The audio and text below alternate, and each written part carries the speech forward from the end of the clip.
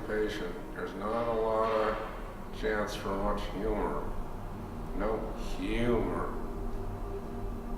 But boy, I love to suck on souls.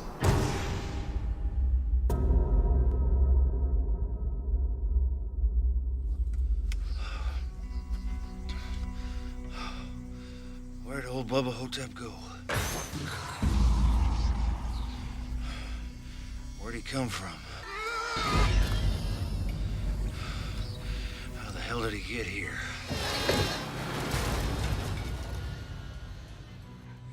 Making The Mummy wasn't a very easy task. One of the challenges of any modestly budgeted horror film is to create believable effects. We didn't have millions of dollars to create digital mummy effects. We had to do it the old-fashioned way, with rubber. The making of Bubba Hotep required us to call in quite a few favors, and one of the biggest ones we called in was with K&B Effects.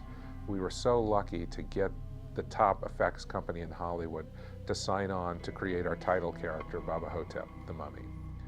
When Don came to us, you know, he had a lot of ideas about what he wanted the mummy to look like. First, he wanted it to be very emaciated and thin, and that's really tough to do when you have, unless you have a really thin actor. And you know, Bob was pretty thin, but we had to accentuate certain parts of the body by darkening in sections to give it the illusion of it being a total thin skeletal look.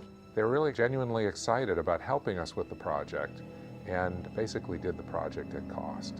Led by Bob Kurtzman, the team at K&B Effects created a fabulous mummy suit. It was a costume. So we ended up taking measurements of Bob Ivy and finding a body form that was very close to his body in size and everything. And then we did head and hands casts of him. K&B started by doing a mold of my head in order to sculpt the mask. The mask took about 30 minutes to put on, and they had to glue it down around my eyes. As far as the body, we had a group of foam fabricators, and they would pull these pieces out of skeletal parts that we had existing molds of, and we trimmed them up, and the girls in the foam fabrication department would glue these pieces to a bodysuit, a spandex bodysuit that we had on the body form. Then after that, I took the body and spatulated foam latex all over the whole thing and let it kick off and gel, and then textured it and kind of sculpted all the wrinkles and rotted flesh look to the thing.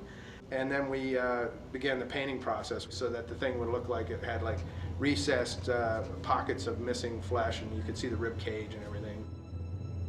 Clothing was very important to Bubba Hotep. His shirt, his Western shirt, was really put on piece by piece. It wasn't a shirt, it never was a shirt. The boots for Bubba Hotep are made out of snakeskin.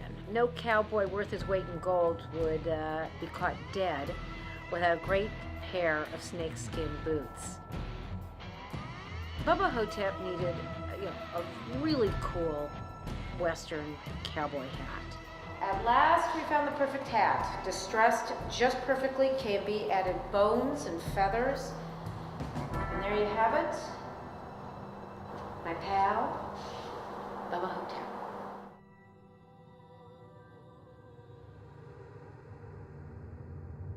My first thought whenever seeing the mummy, then the guy, Bob Ivy, who's playing the mummy, is, you know, you poor bastard, because you're trapped under there. And Don's like, hey, Bob, move a foot to your right. No, you idiot, back this way. I mean, not like that, but it was much worse than that. Bob, I need you to go this way just about an inch. Right here? Your right foot this way 1 inch. Good. Bob was in much more agony and pain than I was with these little red contact lenses in that you might see shooting at night. Sometimes they were uncomfortable, but that's just part of the game.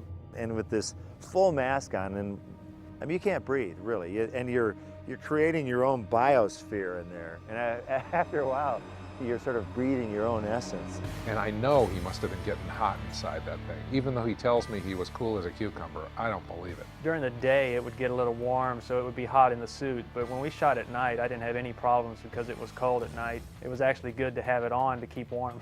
Bob, good job, man.